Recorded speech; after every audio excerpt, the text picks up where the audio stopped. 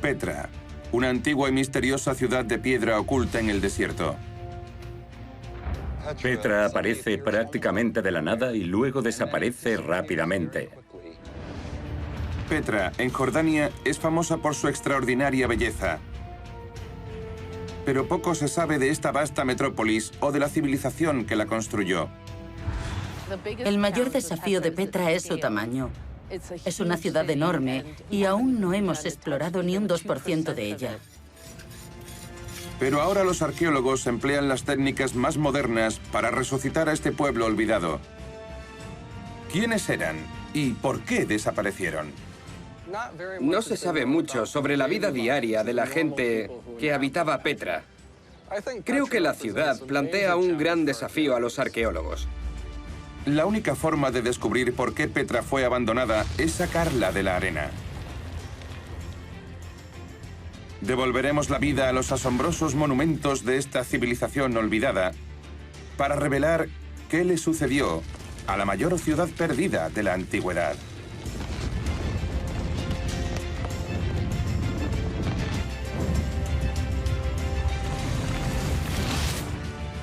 Desmontando la historia, la ciudad perdida del desierto.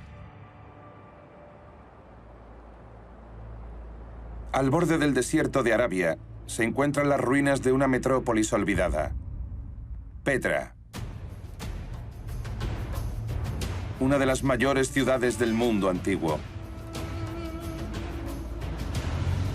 Hace 2000 años, los reyes de Petra eran contemporáneos de gobernantes famosos como Julio César y vivían en tiempos de Cristo. Pero, ¿por qué sabemos tan poco de esta gran civilización? Petra fue una de las grandes ciudades internacionales del mundo antiguo. Una ciudad prácticamente excavada en el lecho de roca arenisca. Esta gran ciudad está escondida al final de un sinuoso pasaje de casi 1,5 kilómetros de largo. Esta división natural en la roca se conoce como el Sig y conduce al monumento más famoso de Petra, el Tesoro. Esta elaborada tumba está profundamente excavada en la roca y nos resulta familiar debido a las películas de Indiana Jones. Pero es solo una parte de lo que aquí se oculta. Más adentro, en el centro de la ciudad, decenas de tumbas más se alinean en las paredes del acantilado, junto con un teatro con capacidad para más de 8000 personas. ¿Cómo pudo esta civilización llegar a ser tan poderosa como para construir estos extraordinarios edificios y dejar tan pocos registros sobre sí misma?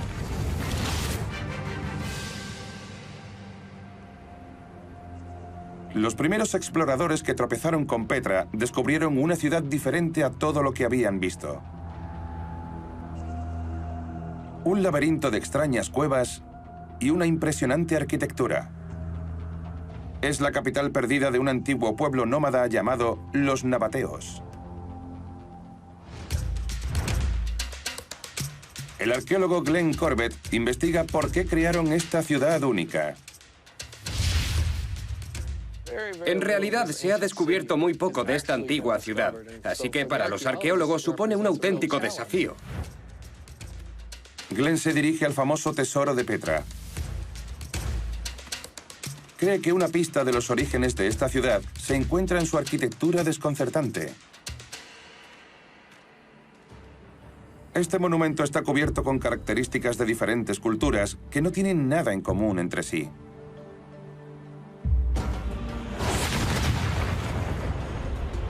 El tesoro de Petra es una estructura hermosa, pero desconcertante. Se pueden ver grifos sobre las columnas de estilo corintio, decoradas con guerreros que blanden hachas y águilas del dios griego Zeus. Pero en el centro hay una estatua que se asemeja a la diosa egipcia Isis, y en su interior, este monumento icónico es aún más extraño. Detrás de la fachada solo hay una cámara vacía. Quizás una sala de fiestas para los muertos. Y debajo de ella, los arqueólogos han descubierto la simple cámara funeraria de una familia rica y poderosa. ¿Podría el extraño diseño de estos monumentos revelar por qué se construyó tal ciudad? Los antiguos cronistas describen a los nabateos como a los nómadas de Arabia. Pero Petra se parece más a una ciudad griega o romana al borde del desierto.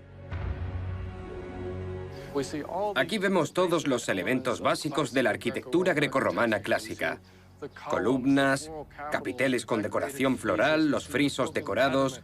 Vemos el frontón, el tolos central, y entre todos estos elementos arquitectónicos vemos dioses, diosas y figuras mitológicas que no creo que tuvieran mucho sentido para los nabateos corrientes. Pero Glenn cree que hay un significado oculto en los monumentos de Petra que revela quiénes eran los nabateos y por qué construyeron esta ciudad. Y piensa que las respuestas están enterradas en el centro de la ciudad. Los nabateos apenas dejaron registros escritos, pero sí dejaron un gran tesoro arqueológico. Buenos días, ¿cómo estás? ¿Qué tal el trabajo? Todo bien, ¿verdad? Hoy, los arqueólogos norteamericanos y jordanos exploran las enormes dunas de arena que cubren la ciudad. De aquí han salido una gran cantidad de cosas. Estos objetos de cerámica revelan que los nabateos eran ricos y sofisticados. Muy bien. Esto, por ejemplo, es una pieza muy bonita de cerámica nabatea, pintada. Es muy fina, casi tanto como una cáscara de huevo. Una característica propia de los nabateos durante su apogeo. El gran volumen de material hallado en Petra revela que hace casi 2000 años la sociedad nabatea cambió radicalmente. Estos nómadas decidieron construir un nuevo tipo de ciudad, casi de la noche a la mañana. Es realmente increíble la cantidad de cerámica que encontramos en los yacimientos arqueológicos, pero especialmente en grandes ciudades antiguas como Petra. Caminando por ella puedes encontrar miles y miles de fragmentos. Entonces, ¿qué llevó a los nómadas de Petra a convertirse en urbanitas? Los antiguos cronistas cuentan que la ciudad se encontraba en la ruta comercial más grande del mundo, a través del desierto hasta el mar Mediterráneo. Los nabateos se establecieron aquí para controlar este comercio de incienso, especias y textiles, haciéndose extremadamente ricos. Decidieron invertir su dinero en crear increíbles obras maestras, inspirándose en el arte griego y romano para embellecer Petra.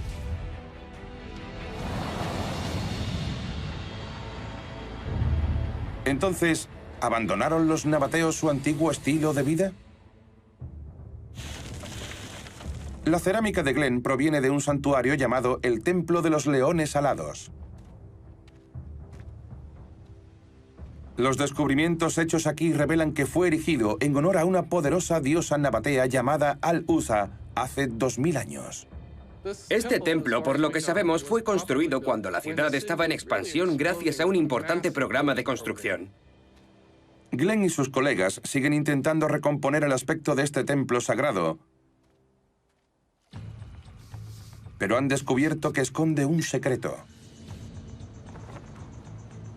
Puede que el edificio parezca griego o romano en el exterior, como muchos de los edificios de Petra. Pero el central se basa en un antiguo diseño árabe. Muchos de los elementos decorativos del templo son en realidad más comunes a la arquitectura griega y romana. Pero eso solo en la fachada, porque el templo en sí era similar al resto de los templos espirituales nabateos. Está dedicado a la diosa nabatea Al-Uza. Los nabateos construyeron un nuevo tipo de ciudad que fusionaba la cultura nómada árabe con nuevas ideas procedentes de Grecia y Roma. Glenn cree que sus reyes pretendían anunciar su llegada al resto del mundo.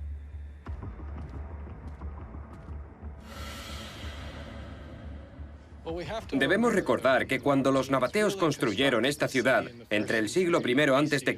y el siglo I después de Cristo, jugaban un papel muy importante en la economía y las rutas comerciales de la época. Y para convertirse en personajes históricos a nivel internacional, como Herodes y los Césares, Antonio y Cleopatra, ellos verdaderamente tenían que presentarse como iguales.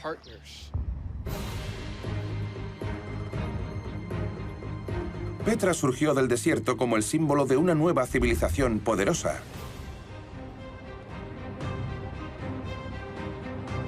Pero oculta un misterio. ¿Cómo pudo una metrópolis tan floreciente sobrevivir en un lugar tan inhóspito? Los arqueólogos creen que la respuesta está en el producto más preciado del desierto: el agua. ¿Pueden los nuevos descubrimientos revelar cómo los ciudadanos de Petra transformaron este mundo seco y polvoriento en un asombroso jardín del Edén?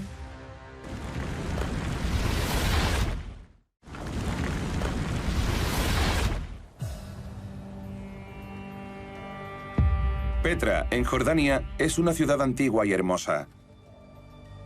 En su apogeo controlaba una de las rutas comerciales más importantes del mundo antiguo. ¿Pero qué permitía a la ciudad sobrevivir al borde de un desierto? El arqueólogo David Graff investiga cómo los nabateos gestionaban su entorno. Petra tenía una población entre 10 y 20.000 personas y tenían que ser abastecidos con las necesidades básicas. Pero era mucha gente. David piensa que el secreto del éxito de Petra radica en la habilidad única de los nabateos para aprovechar el agua que tenían. Petra está rodeada de cañones como el Sig, canales naturales de agua modificados por los nabateos. Una tubería de agua apenas visible se extiende a lo largo de este sinuoso paso hasta llegar a la parte inferior de una talla erosionada. Hace 2000 años, estas gigantes esculturas representaban a camellos dirigidos por comerciantes que iban a hacer negocios. Estas tuberías conducían el agua potable al centro de la ciudad. Pero ¿cómo obtenían agua suficiente para mantener a decenas de miles de personas?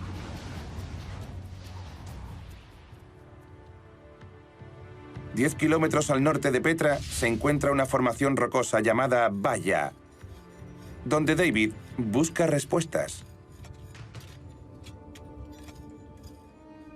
Hoy la tierra que hay a sus pies está seca. Pero incluso tan lejos del centro de la ciudad, arqueólogos como Seyad al-Salamin han hallado restos de una antigua red de canalización de agua. Las precipitaciones eran escasas, unos 250 milímetros al año, y por lo tanto debían recoger cada gota que caía durante la temporada de lluvias para utilizarlas durante el resto del año.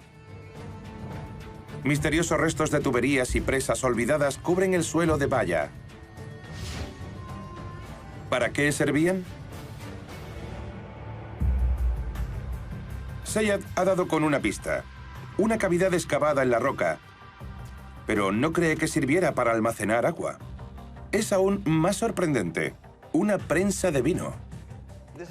Es muy avanzada. Consta de 3 bases principales. Para empezar, colocaban las uvas en la parte central de la prensa, luego las prensaban y pisaban con los pies.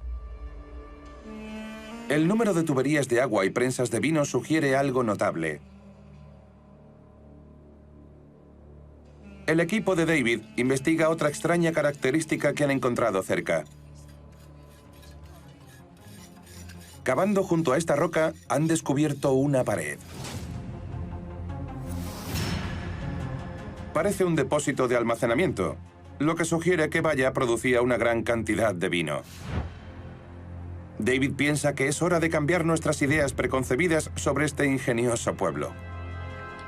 La suposición general sobre los nabateos es que eran nómadas, que no bebían vino y que no tenían agricultura. Pero ahora sabemos que no era así.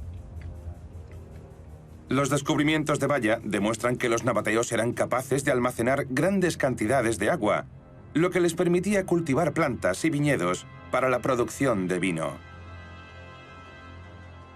Lo que encuentro más fascinante acerca de los nabateos es que cogieron un paisaje desolado y aprovecharon al máximo los elementos para desarrollar la agricultura. Entonces, ¿cómo funciona este sistema de agua?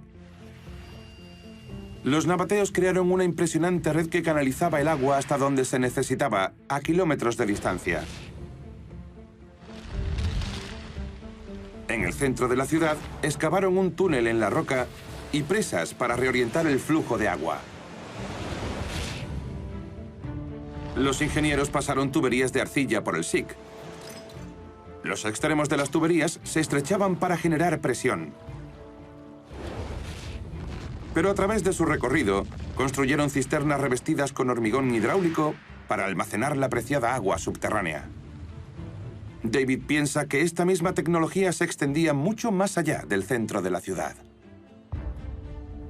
Muchos lugares tienen manantiales, pero aquí no hay. Lo sorprendente es que todo era agua de lluvia y la cantidad que caía era mínima, porque debían ser muy creativos y hábiles en sus obras de ingeniería para canalizar esa agua hasta embalses y preservarla. Y esa es la gran hazaña de Valla. El ingenio nabateo sirvió para construir una ciudad rica y poderosa. Un paraíso artificial en una región seca y desolada. Pero en su apogeo, Petra fue víctima de uno de los imperios más poderosos del mundo antiguo. Roma. Un arsenal de armas enterradas sugiere una batalla olvidada en las calles de la ciudad. Entonces, ¿fueron las temibles legiones romanas las que destruyeron Petra? Roma absorbió a los nabateos con su vasto imperio y alardeaba de haber adquirido, no conquistado, su ciudad. Pero, ¿aceptaron los ciudadanos de Petra el dominio romano sin ofrecer resistencia? El arqueólogo Tom Parker cree que esta versión de la historia debe ser reescrita. Durante años ha existido consenso sobre que se trató de un acontecimiento relativamente pacífico. Pero cada vez hallamos más pruebas que sugieren que se trató de una toma de posesión acompañada de una violencia considerable. ¿Se resistió Petra al dominio romano? Tom cree que hay una pista en el gran templo de la ciudad. Oculto entre los restos de esta estructura colosal, los arqueólogos han hecho un descubrimiento sorprendente. Cientos de proyectiles de piedra, cada uno del tamaño de un pequeño balón de fútbol, enterrados bajo la entrada principal. Entre ellos había 162 puntas de flecha hechas de hierro. Estas armas fueron escondidas aquí hace miles de años. ¿Por qué hay equipo militar dentro de uno de los edificios cívicos más grandes de Petra? ¿Y a quién pertenece? Tom examina las grandes bolas de piedra. Son el tipo de arma que empleaban los soldados romanos. Detrás de mí hay un almacén con 100 bolas de piedra que se podían lanzar con catapultas o bien a mano. No hay registros antiguos de una invasión romana hostil, pero Tom piensa que los nabateos estaban preparados para la guerra. Sabemos que los romanos estaban preparados para encontrar resistencia porque reunieron a un gran número de soldados de 3 provincias diferentes. Aún así, Tom no está seguro de que estos proyectiles fueran realmente romanos. Sabemos mucho sobre el ejército romano. Estaba muy estandarizado y tenemos muchas pruebas procedentes de todos los rincones del imperio. En cambio, del ejército nabateo no sabemos casi nada. Los arqueólogos piensan que la mayoría de los soldados nabateos luchaban a pie con lanzas o a caballo. Y eran arqueros expertos. Construyeron sencillas torres de vigilancia para poder proteger su ciudad, cuidadosamente colocadas para detectar a los invasores con antelación. Por el contrario, sabemos que los romanos habían desarrollado avanzadas armas de asedio, ballestas gigantes y catapultas que podían lanzar proyectiles de piedra a más de 300 metros. Pero antes de que los romanos se apoderaran de Petra, los nabateos habían luchado a su lado para enfrentarse a enemigos comunes. ¿Entonces pudieron los nabateos copiar o robar estas armas a Roma? Tom piensa que los proyectiles son nabateos. El escenario más probable es que los nabateos almacenaron armas aquí. Las bolas se encontraron en una cavidad destinada a ocultarlas. Algunas de las puertas fueron bloqueadas, pero lo más sorprendente es que no se trata de un edificio militar.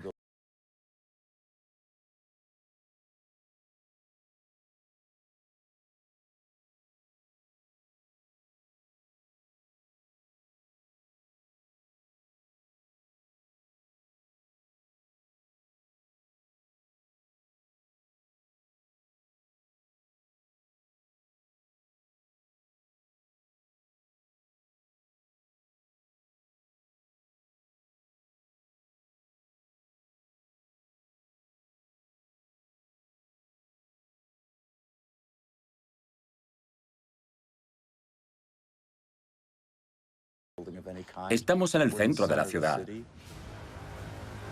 El descubrimiento de estas bolas de piedra sugiere una última y desesperada oposición en la entrada del Gran Templo.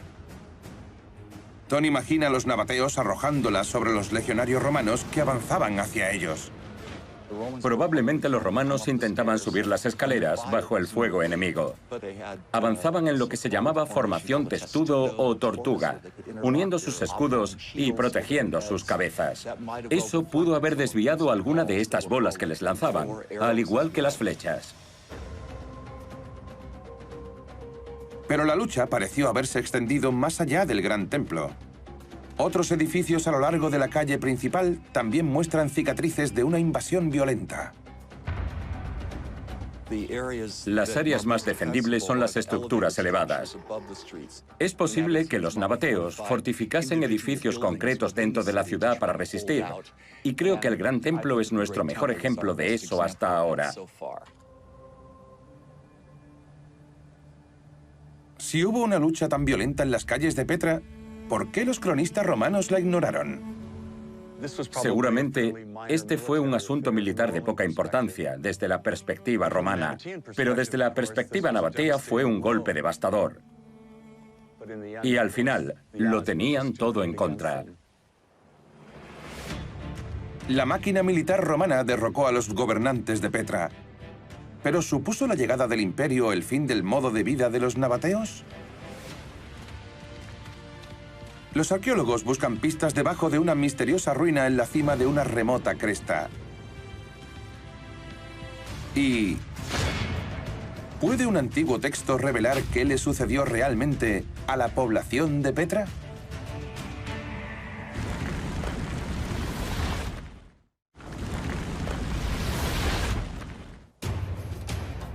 Hace casi 2000 años, el Imperio Romano se apoderó de Petra. ¿Qué significaba el gobierno romano para los ciudadanos más exigentes del imperio? La arqueóloga Megan Perry investiga cómo se adaptaron los nabateos a la vida bajo ocupación extranjera. Una de las cosas más importantes que tratamos de averiguar es cuánto cambió realmente Petra tras la invasión romana, porque no tenemos ni idea. Megan busca pistas bajo un misterioso muro que recorre una cresta al norte de la ciudad.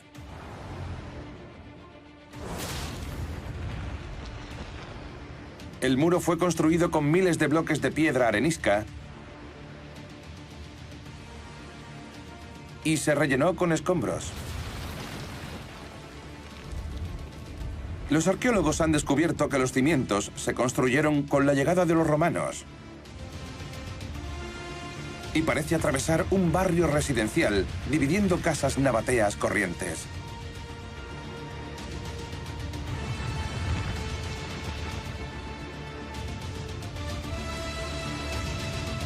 ¿Qué revela esta extraña construcción sobre la vida en la Petra romana?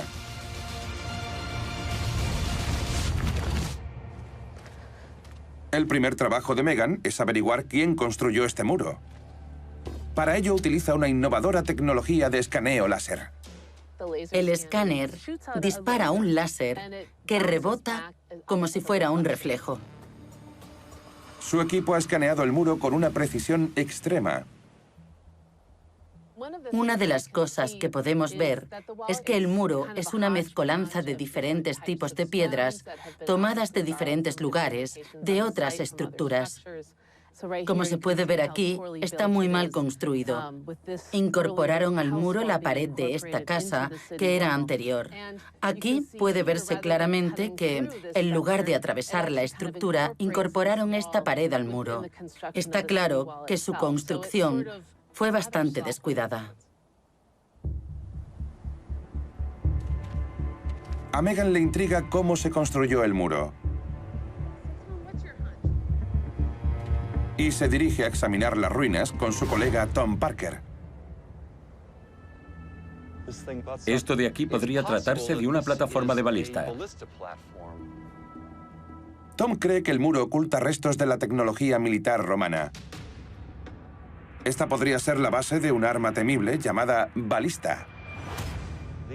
Eran catapultas que disparaban los proyectiles de piedra que empleaba el ejército romano. Posiblemente la montaron sobre esta plataforma y la apoyaron contra el muro para disparar hacia abajo. Cada legión tenía 60 de estas balistas y eran manejadas por equipos de 3 personas. En esencia eran como ballestas gigantes. ¿Acaso el ejército romano construyó este muro a toda prisa para contener a la población hostil? Esta cresta domina todo el centro de Petra. Así que, si querían instalar una guarnición militar, este era el lugar ideal. Pero una vez construida la guarnición, ¿cómo cambió esta ciudad? Megan sospecha que la mayoría de los aspectos de la vida cotidiana continuaron con normalidad.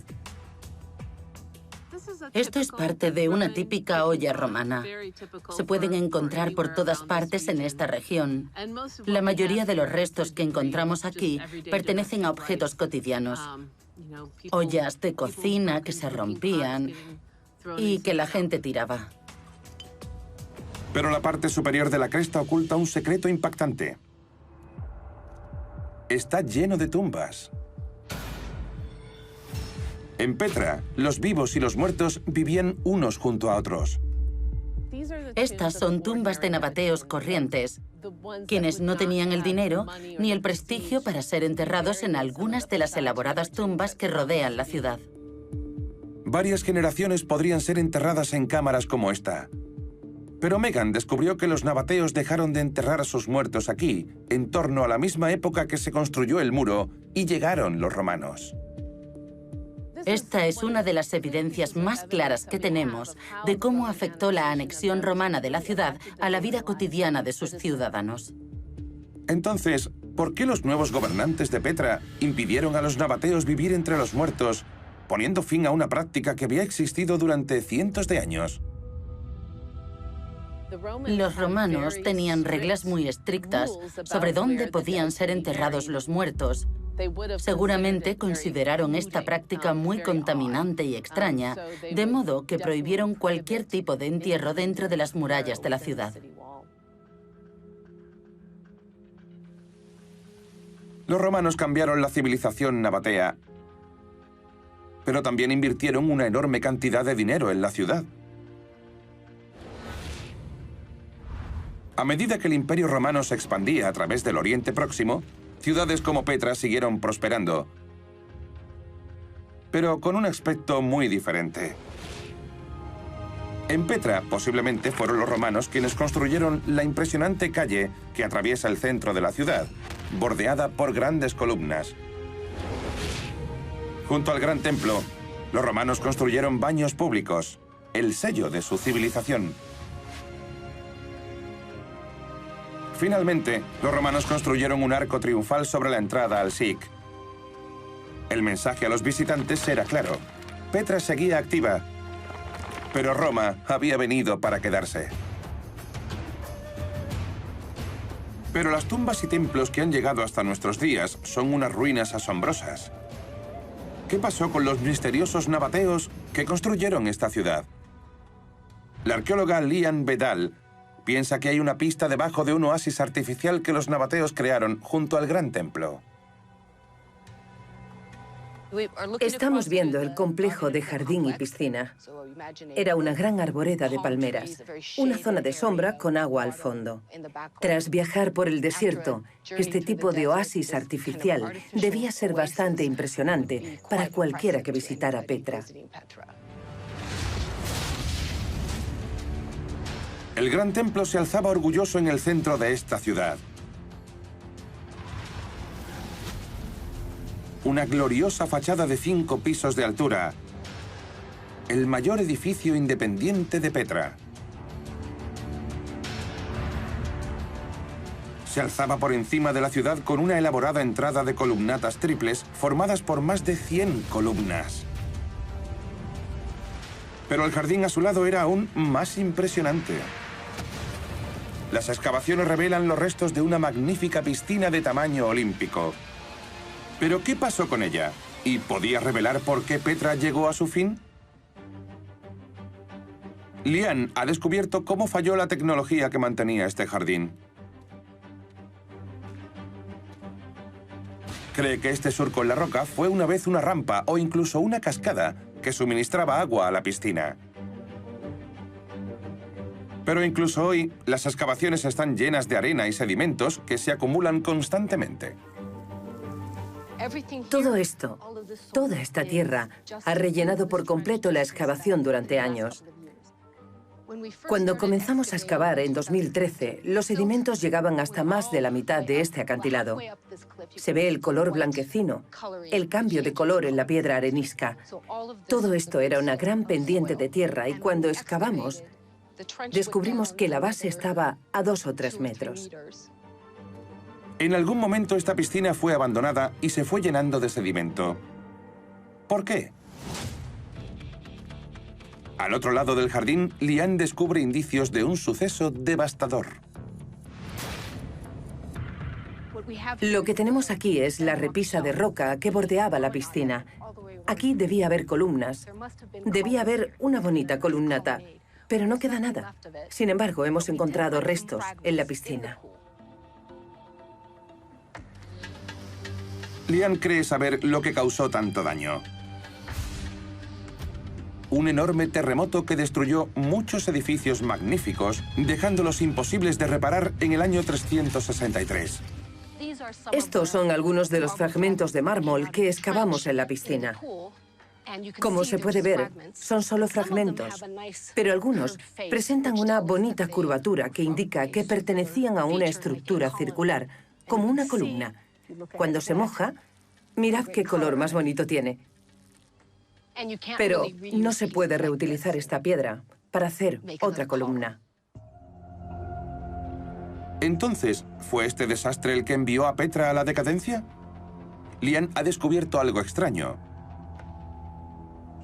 La piscina comenzó a secarse casi 150 años antes del terremoto. Sabemos que comenzó a secarse antes porque hay más de medio metro de tierra con huesos de animales y fragmentos de cerámica que cubren el fondo de la piscina. Los escombros revelan que los ciudadanos de Petra no estaban dispuestos o no podían cuidar este jardín. Dejaron de mantener la piscina, lo que indica que mucho antes del terremoto se produjo una disminución en el estatus de este lugar, en el uso de este lugar.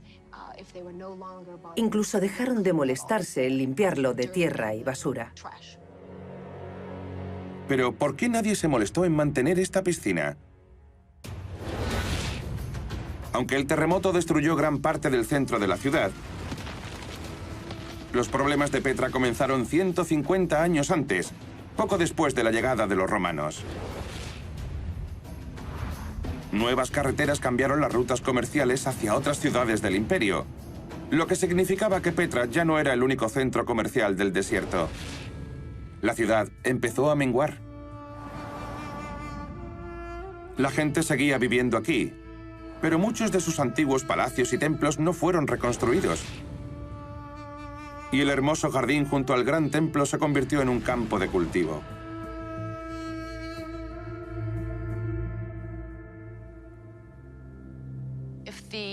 Si la ciudad empezó a perder su estatus al final de este periodo romano, si empezó a perder su fuente de riqueza, cosas como mantener esta piscina debía considerarse un gasto innecesario o imposible.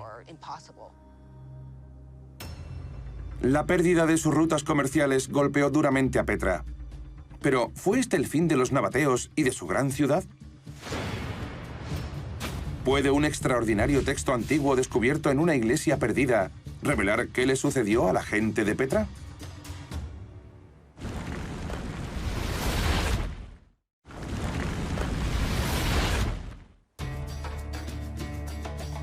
«500 años después del nacimiento de Petra, muchas de las tumbas y templos nabateos de esta ciudad estaban en ruinas. La caída del comercio lo redujo a un pueblo fantasma. Muchas columnas aún se encuentran exactamente donde cayeron durante un gran terremoto.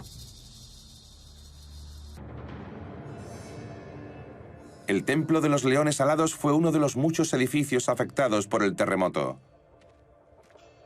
El arqueólogo Glenn Corbett dirige un equipo de especialistas del Centro Estadounidense de Investigación en Oriente que intentan reconstruir este lugar de culto.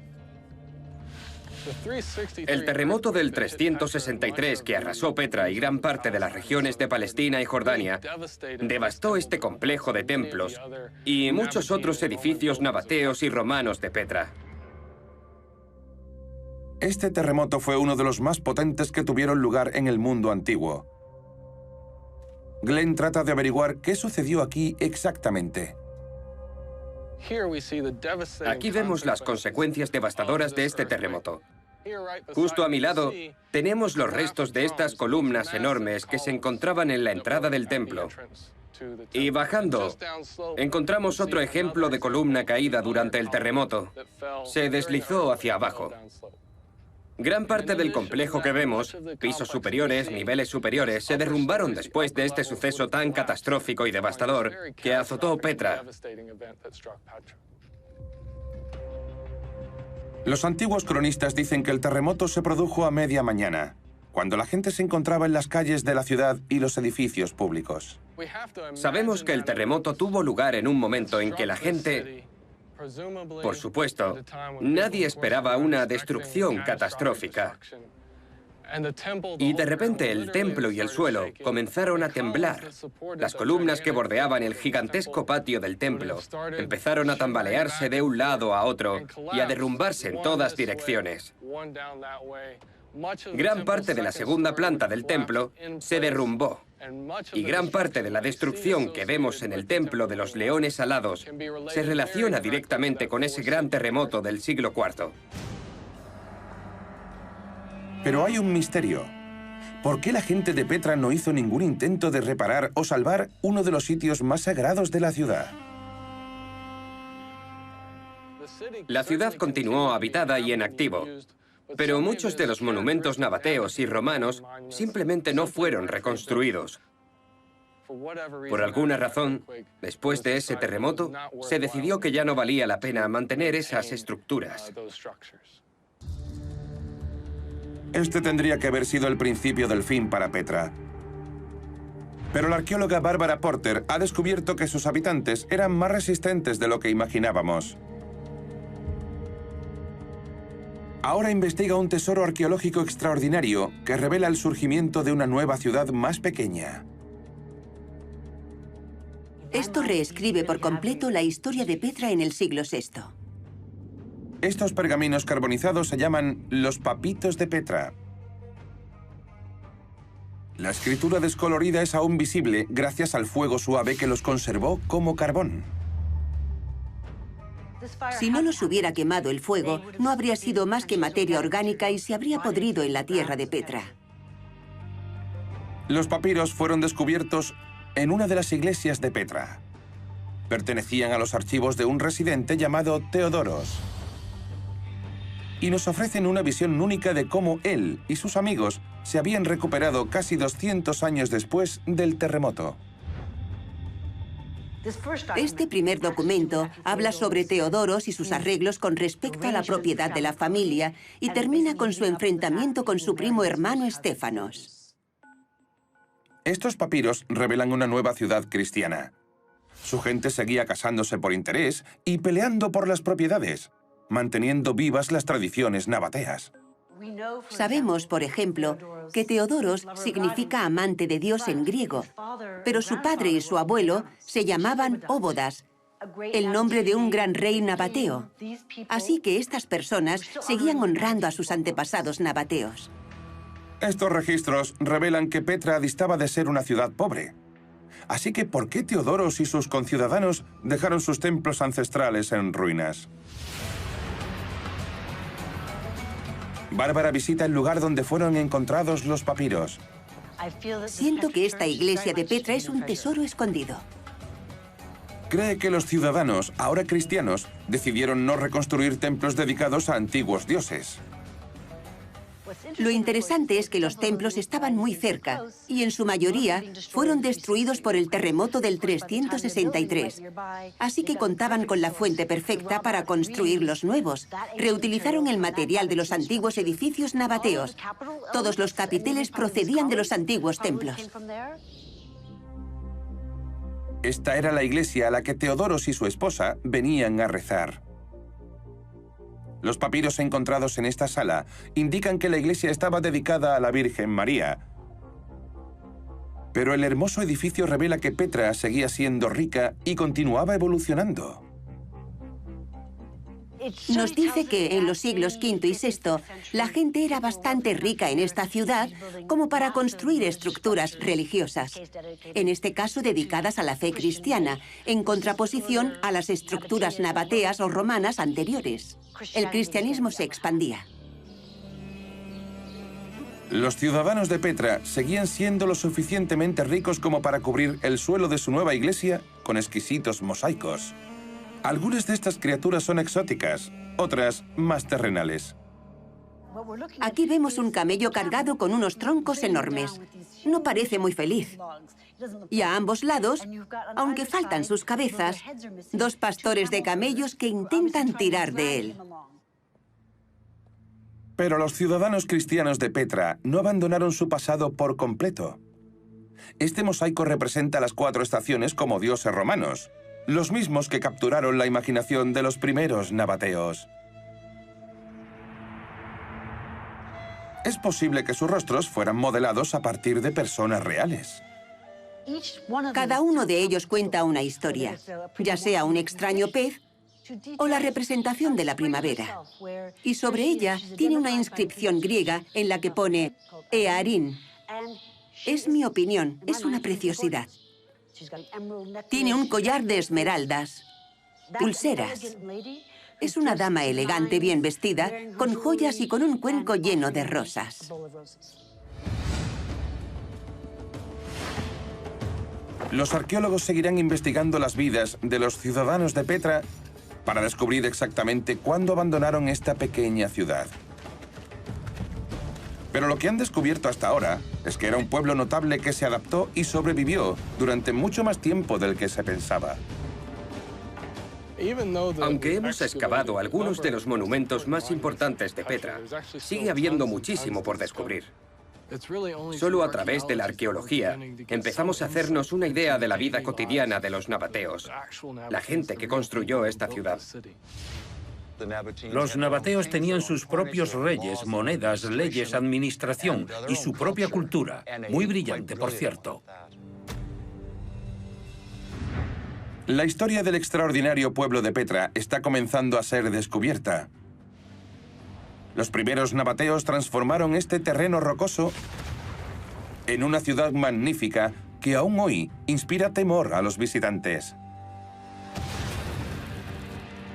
Su ingenio les permitió construir un oasis artificial al borde del desierto. Los ciudadanos de Petra tenían una impresionante capacidad para hacer frente a cualquier cosa, manteniendo su propia identidad. Petra, la ciudad escondida, por fin empieza a revelar sus secretos.